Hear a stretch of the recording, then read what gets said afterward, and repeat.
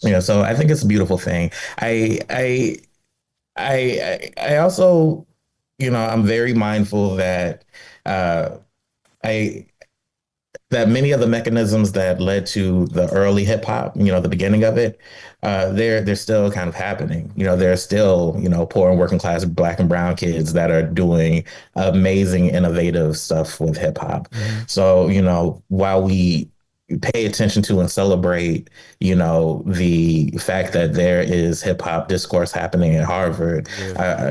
I'd love to keep in mind that there's still like hip hop discourse happening, in sort of the grassroots space.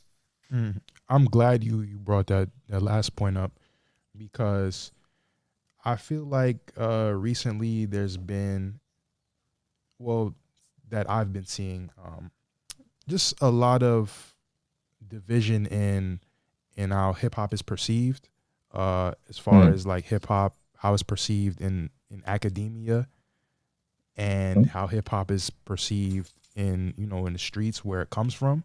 And it's almost like this kind of elitism, with people who work in academia, who judge the music, who analyze it, maybe in not the same way that people in the hood are doing it. Yeah. And oftentimes people in the hood who this music really represents don't have their opinions valued in the same way.